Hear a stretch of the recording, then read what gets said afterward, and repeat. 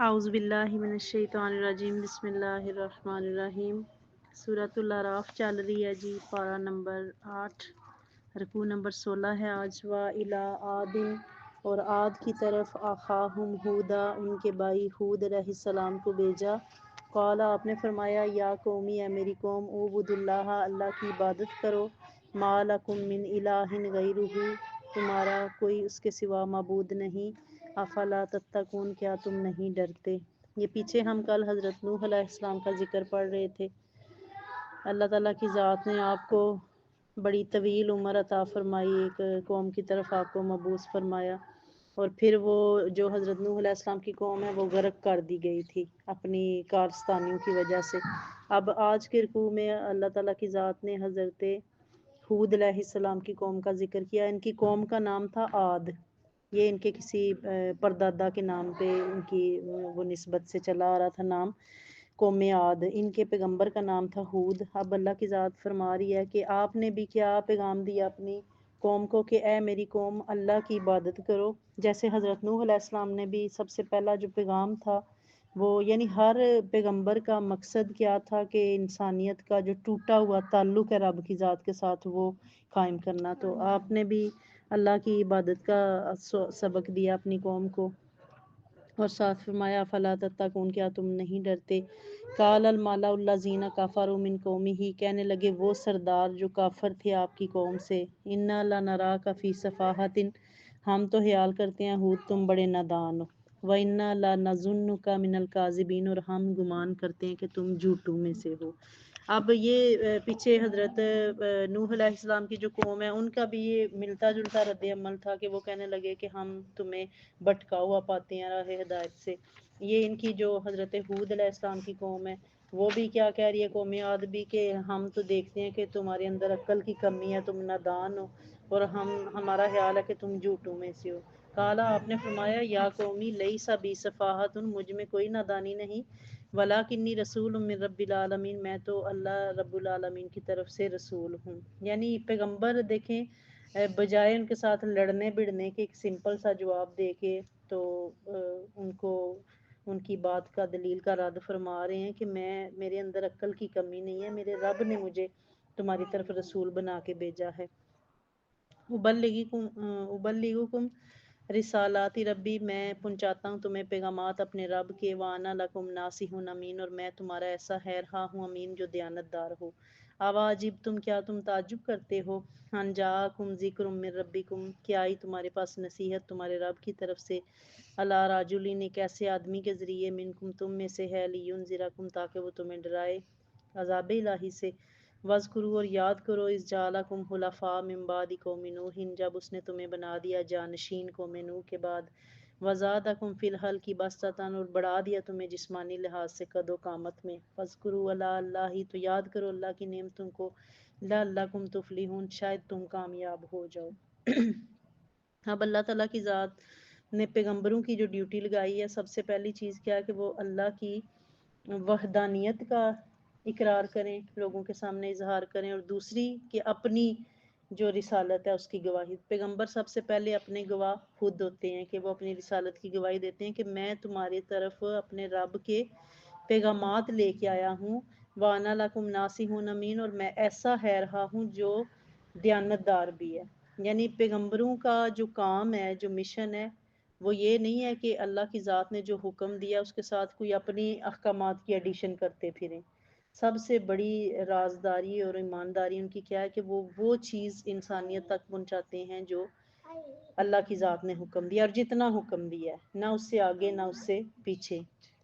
آپ فرما رہے ہیں کیا تم تعجب کرتے ہو، تمہارے پاس نصیحت آئی تمہارے رب کی طرف سے ایک ایسے آدمی کے ذریعے جو تمہیں ڈرائے آخرت کی عذاب سے، اور یاد کرو، یعنی آپ انہیں یاد کیا کروا رہے ہیں کہ قوم نوح جو ہے وہ تباہ کر دی گئی تھی، برباد کر دی گئی تھی، اس کے بعد اللہ کی ذات نے تمہیں جانشین بنا دیا، تمہیں خلافت عطا فرما دی۔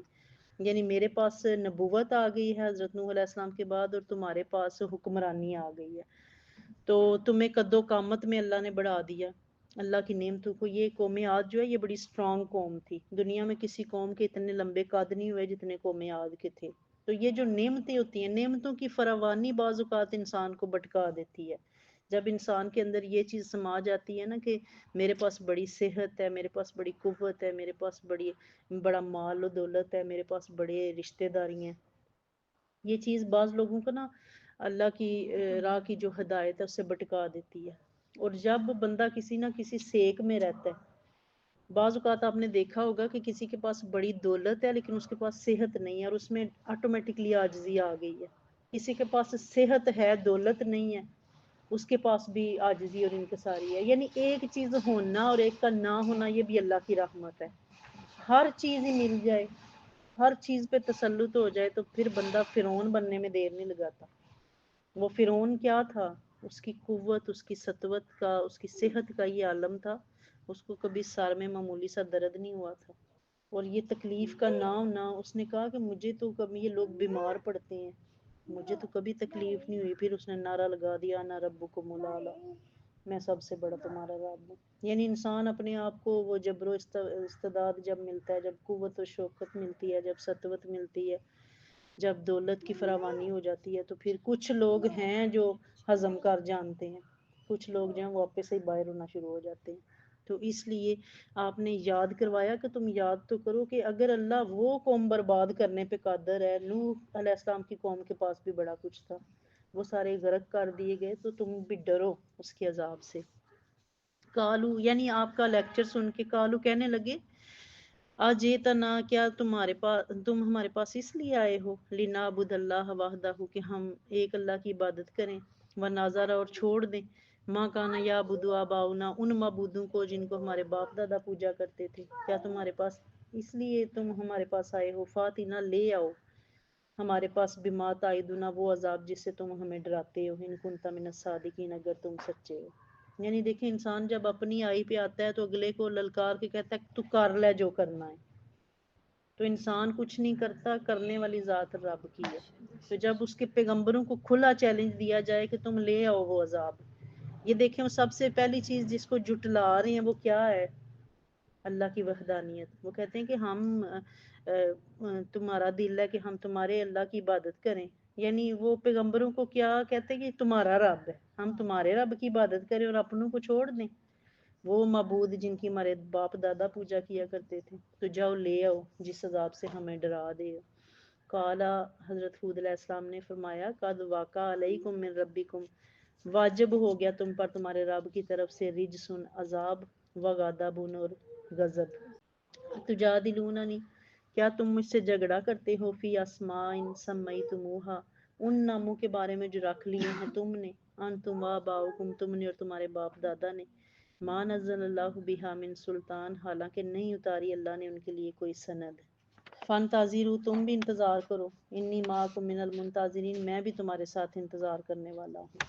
اب یہ پیغمبر نے یہ تمام حجت ہے کہ آپ نے فرمایا کہ تم پہ اور تمہارے جو باپ دادا نا سب پہ عذاب واجب ہو گیا اللہ کا، اس وجہ سے کہ تم ان ناموں کے بارے میں مجھ سے جھگڑا کرتے ہو جو تم نے اور تمہارے باپ دادا نے رکھی ہیں۔ یعنی یہ جو بت ہیں ان کے نام کس نے رکھے ہیں؟ تم نے اور تمہارے باپ دادا نے۔ یعنی اللہ نے تو کوئی دلیل نہیں اتاری، اللہ نے تو پیغمبر بھیجے ہیں، اللہ نے تو صحائف بھیجے ہیں، اللہ نے تو اپنی نشانیاں بھیجی ہیں، لیکن تم نے کیا کیا؟ تم نے بت بنائے اور ان کے نام بھی خود رکھ لیے۔ پھر آپ نے فرمایا میں بھی انتظار کرتا ہوں۔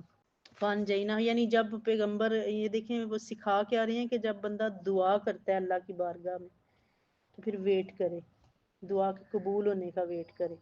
اور ایسا نہیں ہے کہ آپ اللہ سے کچھ مانگیں اور وہ رد کر دے۔ دعا کے 3 درجات ہوتے ہیں، یا وہ اسی وقت قبول کر لی جاتی ہے، یا انسان کے گناہوں کا کفارہ بنا دی جاتی ہے، یا آخرت میں اجر کے لیے پینڈنگ کر دی جاتی ہے۔ تو جب حدیث پاک میں آتا ہے جب بندہ مومن آخرت میں وہ جو دعائیں دنیا میں رہ گئی تھیں آخرت میں ان کے اجر دیکھے گا تو پچھتائے گا کہ کاش ساری رہ جاتی، کاش ساری رہ جاتی تاکہ آج کا دن اجر ہمیں دیا جاتا۔ تو یہ پیغمبروں کا درس ہے، یہ شیوہ ہے ان کا کہ آپ اللہ کے بارگاہ سے کچھ مانگیں اور پھر ویٹ کریں۔ فان جیناہو، پھر ہم نے نجات دی ان کو، یعنی ہود کو، والذین ماہو، اور جو لوگ ہمراہ تھے ہود کے، برحمت منا، اپنی خاص رحمت سے، وقطعنا دابر الذین، اور ہم نے کاٹ کر رکھ دی جڑ ان لوگوں کی، کذبوا بآیاتنا، جنہوں نے جھٹلایا ہماری آیتوں کو، وما کان مؤمنین، اور وہ ایمان لانے والے نہیں تھے۔ یہ اب اللہ کی ذات کیا فرمائی ہے، پھر ہم نے نجات دے دی ہود کو اور وہ جو لوگ تھے ان کے ہمراہ، یعنی یہ مصاحبت جو ہے صحبتیں پار لگا دیتی ہیں۔ ہر پیغمبر کی زندگی ہمیں یہی بتا رہی ہے۔ حضرت موسیٰ علیہ السلام کا پیچھا کرتے ہوئے جب وہ فرعون غرق ہوا تو وہ لوگ بچ گئے جو موسیٰ کے ساتھ۔ حضرت حود علیہ السلام کا تذکرہ آ رہا ہے، پیچھے حضرت نوح کا تذکرہ آ رہا ہے کہ وہ جو آپ کے ساتھ کشتی میں سوار ہوئے اللہ نے ان کو اپنی رحمت سے بچا لیا۔ اب یہ حضرت حود علیہ السلام کی قوم کا ذکر آ رہا ہے کہ ان کو بھی اللہ تعالیٰ کی ذات نے ان لوگوں کو بچایا جو ساتھ تھے حود کے۔ وَقَطَعْنَا دَابِرَ الَّذِينَ كَذَّبُوا، ان لوگوں کی جڑ کاٹ دی رب نے جنہوں نے جھٹلایا ہماری آیتوں کو اور وہ ایمان لانے والے نہیں تھے۔ صدق اللہ العظیم۔ یہ اللہ کی ذات بار بار ہمیں جو پیغمبروں کا، قوموں کا، ان لوگوں کا ذکر کر کے یہ بتانا کیا مقصود ہے، یہ صرف بندہ ان کو کہانیاں نہ سمجھے، بندہ یہ سوچے کہ وہ قومیں جن گناہوں کی وجہ سے برباد ہوئیں، تباہ کر دی گئیں، غرق کر دی گئیں، ہلاک کر دی گئی، کیا ہم ان برائیوں سے بچے ہوئے ہیں؟ اگر جواب اپنے اندر سے نفی میں آتا ہے تو پھر ابھی توبہ کے دروازے کھلے ہیں، ابھی اس کی رحمت سستی ہے، ابھی بخشش کے لیے بہانے مل رہے ہیں، تو پھر انسان کیا کرے، اپنی اصلاح کی کوشش کرے۔ کسی کو عذاب میں مبتلا دیکھ کے یہ نہ کہ پتہ نہیں انہیں کی کیتا ہوئے گا، یہ سوچے کہ کہیں یہ برائی میرے اندر تو نہیں پائی جا رہی۔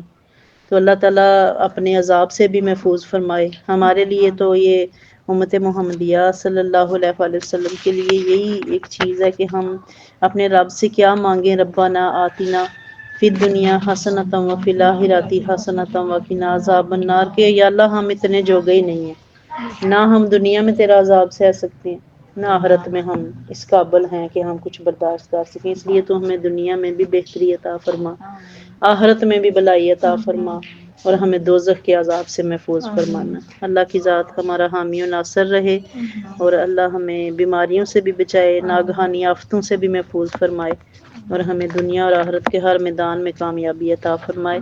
وما علینا الا البلاغ۔